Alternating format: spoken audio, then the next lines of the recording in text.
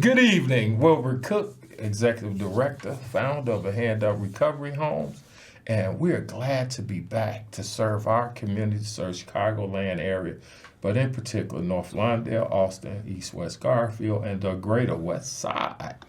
Some people call it the best side. We do, of course, because we're there, but we think Chicago is the best place for all of us, in spite of some of the challenges. We've been still working on helping people recover from alcoholism, substance abuse, and we've been trying to save lives with Narcan workshops and the like, and building a relationship with the Opioid Task Force and others, and the HOPE group from the West Side Coalition of Recovery Service Programs and Mental Health Services, as well as we've been promoting the other major agencies in our area.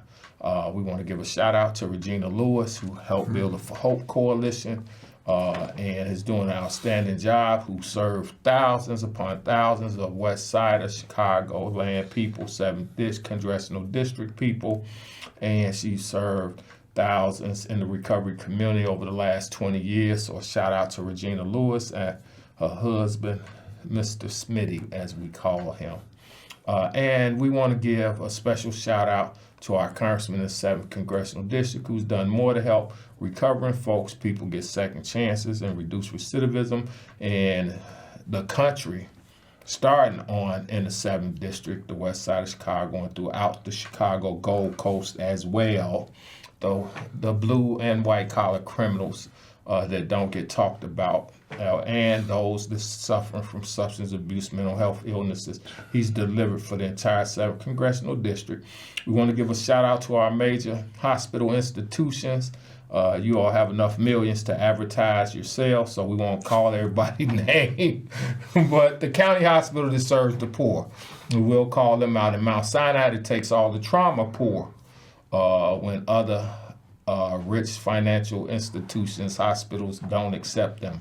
However, we also want to have our great educational institutions, starting with the one down the street, Malcolm X Junior College, which has some of the best certification programs in the land.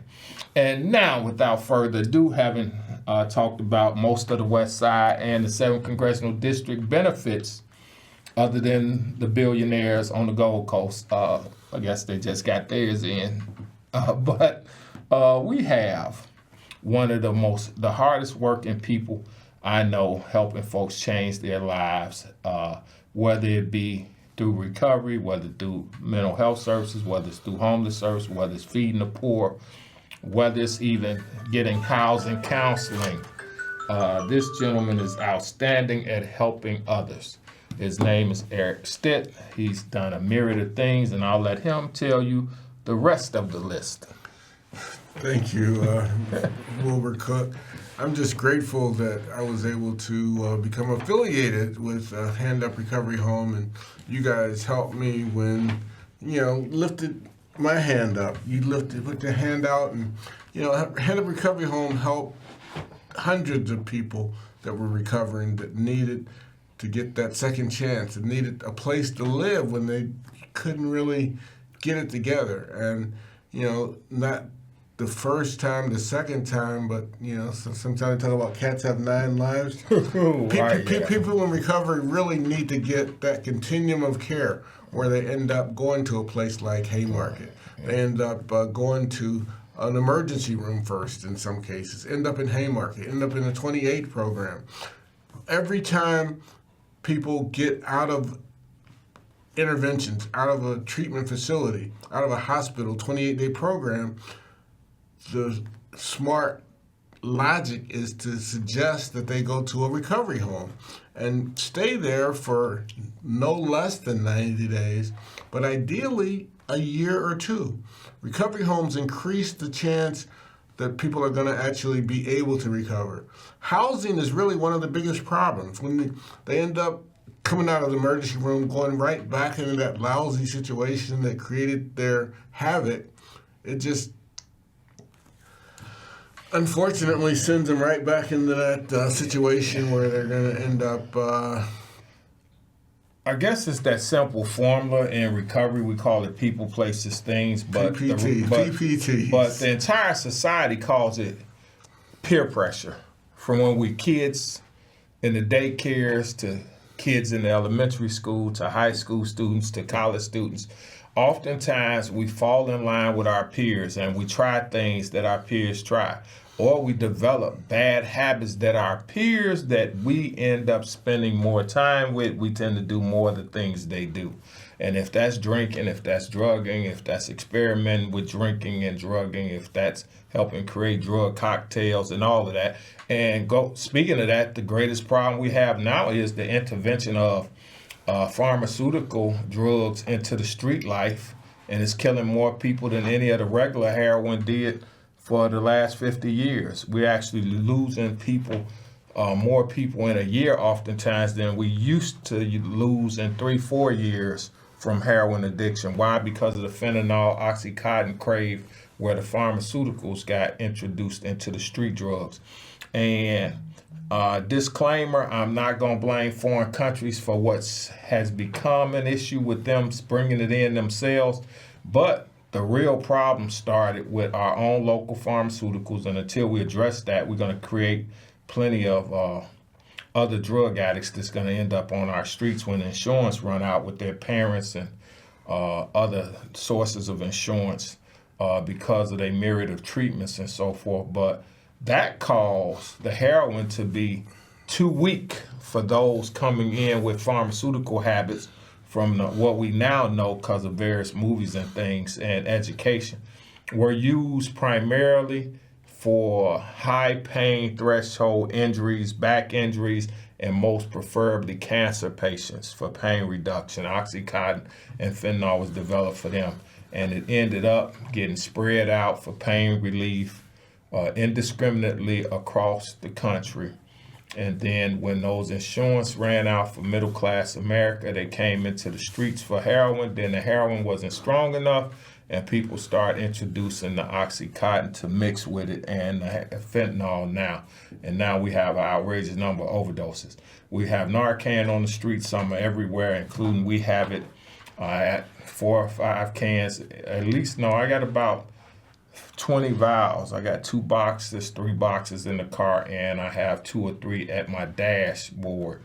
So if somebody falls out anywhere in the city or out west where I live and they had that abuse, we can try to save the life so that then hopefully we can save the life short term in order that we can change the life long term, and even maybe we might save a soul. One of the things that you've saved a lot of souls with is the gun violence prevention efforts that you recently have undertaken. I mean, 5-10 years ago, Hand Up Recovery was mainly focused on providing housing for people that were recovering from alcoholism. Right, yes. But now you have people that have suffered from trauma related to gun violence. Yes. Yeah, it's an unfortunate situation. And almost every year on the block I've lived on for the last 16 plus years, and where we thrive building a hand up and helping people recover, we lose someone in the community, usually between the ages of 16 and 30, to gun violence. The last 3 years, most of the 12, 15-hour, 18-hour drug traffic has left our block. But somehow, the death of some young person coming through, trying to hustle again on the block because there's no regular group over there, or some old feud and they get caught in the area, end up getting dropped on that block nearest Pulaski and Van Buren, where we do all our substance abuse treatment. And a shout out to all the agencies that like to come use that corner for press conferences and things. Please let those of us who serve people in that community the last 16, 20 years, and those who've lived on that block 30, 40 years of their life, know you're there to help add assistance, and they can have more opportunities to encourage people and send them in your direction versus having your press conference in the neighborhood. People deal with the problem every day, don't even know you're visiting. But anyway, I thought I'd get that in because that happened last year. And thank God we got a radio interview out of it, which went live. WBBM, actually. Yeah, WBBM. Carol Marie? Wellaby. I'll get the name right later. But Carol, she was very gracious and talked to us that day when we noticed a press conference, and she helped us and talked about our agency and all the work we was doing for violence prevention now. So it's been a great, change of pace. Unfortunately, we had to change pace, but we're trying to save lives. We did the recovery home to help save lives primarily, because you can't change a life that's dead. Dead is dead. You have to help people stay alive in order to help them change. And since we're starting to lose more from the violence due to the substance abuse and the mental illness that come with that, as well as the mental illness from having grown up in families with a lack of love because of addicted parents. And that's a prevalent out there now. And then a lack of love because of a community full of addiction, and a lack of resources because of poverty. And so much funding came into the 7th Congressional District meant for the struggling West Side, and blighted communities in the target area grants and this and that. The rich folks with resources found a way to redirect a lot of that and rebuilt downtown and State Street 3 different times at least, and found a way to add condos and restore old, repurposed industrial buildings, and left our vacant lots without housing, without construction jobs, so forth, so on. So unions, as we fight and work with the new mayor, remember, we got a whole community of struggling people out there on the street because they're surviving and they're killing each other trying to survive. But if you bring those union jobs in and help us rebuild all that vacant land, we can put those community members that struggling to work. Then they do not have to sell drugs. They do not have to kill each other over drug territory. And they do not have to be in a street gang, because they can be in a union of some sort, which is another group of people that's not called a gang, but they have influence, and it's a positive group, as well as fraternities, sororities, and various colleges. I got to take a moment to advocate. I got you. A Hand Up Recovery Home was able to take advantage of a City of Chicago program that Congressman Davis helped fund. Right. That actually helped a lot of people. So we actually coordinated groups of people that went out and did surveys of the community, talked to people walking up and down North Landale, talking to people in Garfield Park, talking to people on Kedzie and Roosevelt Corridor. And we actually reached people that actually were able to give us information that was super beneficial. Yeah, right. Me and Eric helped develop a national law along with our past second district commissioner Dennis Deere, who helped write the legislation. That was the late Dennis Deere that helped write the legislation that was passed by the U.S. Congress in 2007 called the Second Chance Act, which allowed for additional funding to reduce substance abuse, mental health, illness, recidivism, and all of that, and provide job training resources, provide housing, and other wraparound services, of which many of us in the 7th District benefit from, no matter what people say we don't do. We help lead the nation in that, and people across America and now in many foreign countries are using that model created right here in your community on the West Side by West Siders and people in the 7th District struggling in poverty to help uplift the whole United States of America through challenging the barriers of addiction. Then, and it's called the Second Chance Act.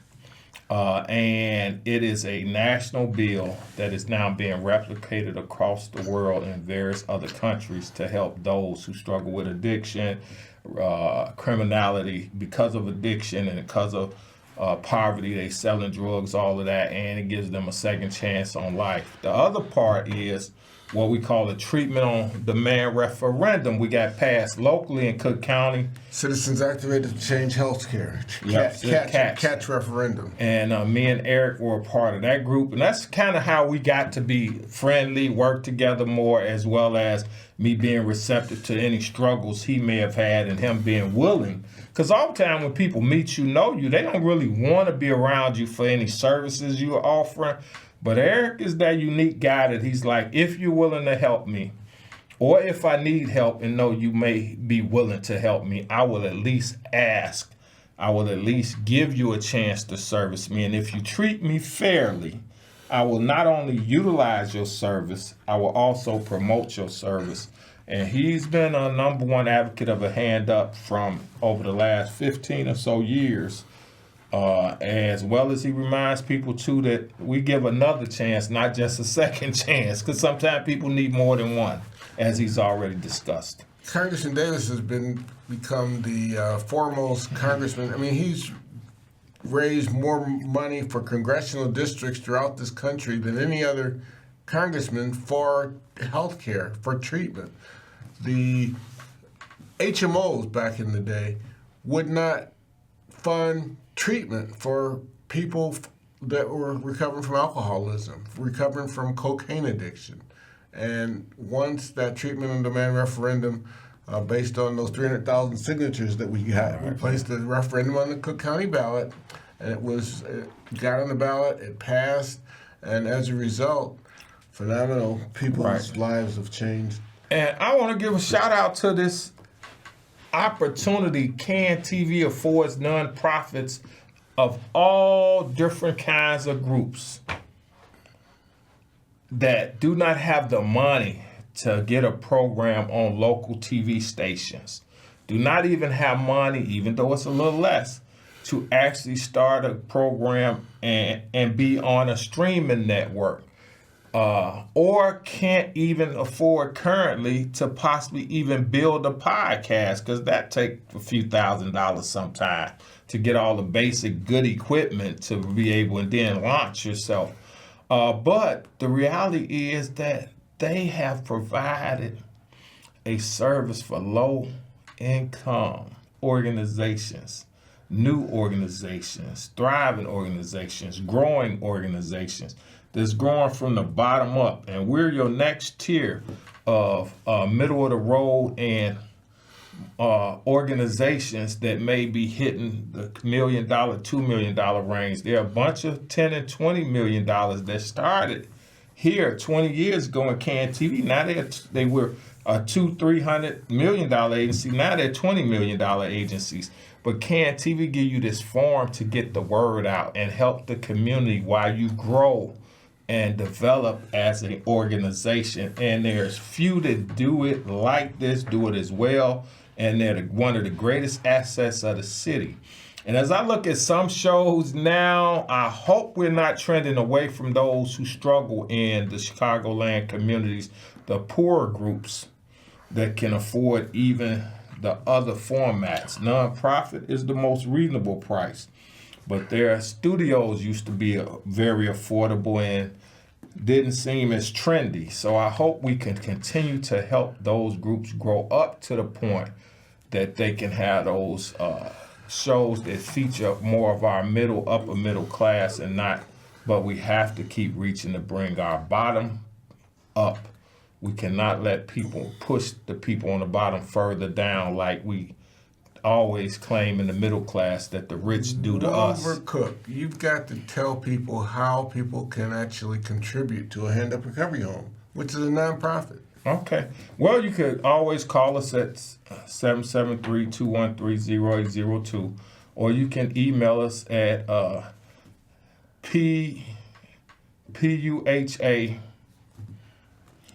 REC 2005 at hotmail.com. Oh yeah, the old hotmail.com that Google bought up. But anyway, old organization. Yeah, old. So PUHA REC 2005 at hotmail.com is our new and prevalent email for the reorganize the hand up recovery homes. Old email, wecook3289 at yahoo.com. The numbers you can dial is 773-638-5283. Our old landline that we have transferred into our current line, which is 773-213-0802. And we'd be glad to hear from you to assist you more. And we love the fact that we've been afforded this opportunity again to join the CAN TV group. Me and Eric will sometime appear together, but other times me and Eric can work just as effectively or more effectively separately. So you will see either both of us, and oftentimes you will see one of us with a guest. And then when Chris is better, who some of you all have come to love, and everyone seems to ask about everywhere we show up now. She's the newest member to our clan, but she's the most popular and the friendliest and most joy-filled person you would ever want to meet. And as soon as she finishes with a couple other challenges, she will be back. Unfortunately, a reckless driver ran into her a few months back, and she has to have a shoulder repaired. Talk about housing is recovery. People can't recover if they don't have housing. If you don't have supportive housing, like we just talked about briefly earlier, 10 minutes ago, the peer pressure or the people, places, things. Whenever you have to go back to even your regular household where everybody drinks or everybody smoke weed or everybody drink and smoke weed or do one or the other, or everybody drink, smoke weed and or other street drugs and or pharmaceuticals, you forced, if we don't have housing for people recovering, you're forced to go back into those environments with that peer pressure. It's known that pressure bursts pipes. It's a common term used by plumbers. And even people building buildings effectively have to make sure the pressure does not exceed what the pipes can handle. Even with your cars, certain points, things happen if pressure exceeds the stability of your pipe or your hoses or whatever. And it'll stop. Your car conk out. People conk out. People fall back into bad habits when they're around others doing bad habits. People become creatures of habit if they're back in those environments. So having recovery-based housing, recovery support services help people build a network of people who no longer drink or drug, no longer smoke weed, even though it's legal. Get them structure, right? Help them learn to get up early in the morning and go to sleep at a reasonable hour in the evening before it's late at night. Day after day, week after week. They can get back, help them find jobs, new friends, learn to keep jobs, help them have a place to process the struggles of the job so they don't go off on the job or they don't continue to go off and get fired. They learn to bring that back here and let's process what really happened with you and why you were so upset because you got critiqued or you were called out because you were late again or you didn't go in appropriate uniform. So those things you learn. Or we get you even nowadays, there's so many job training programs with stipends we're learning about have been developed because often people ended up back on the street hustling even when they were in job training programs because they couldn't get any money while they were in training for 8 weeks, 12 weeks, 15 weeks. So now new programs have been created through the 7th District and others, Congressman Davis that listens and his colleagues in the city of Chicago, and they have created more, and the state of Illinois has created more job-paying training programs. Stipend paying training programs or flat out wages for 4, 5, 6 hours a day while you're in training. And then you can sustain your living. You can pay some rent. You can keep a bus pass or they give you the bus pass and you spend it on food, your money on food, rent, and utilities. And of course, you're going to keep your cell phone and things like that. So we help network you. Whatever we can't do, as we started off the program saying, we know the resources around the 7th Congressional District. Many of what I don't know, and even all through the west suburbs and north suburbs, Eric Stith knows those other organizations as well. We get you wherever we can to get the help you need. Call a Hand Up Recovery Home, 773-213-0802 or 773-638-5283. Thanks, Wilbert Cook. Thank you, Eric Stith. Thanks, a Hand Up Recovery Home. Man, thank you for being a part of us and being so successful all over the city and suburbs.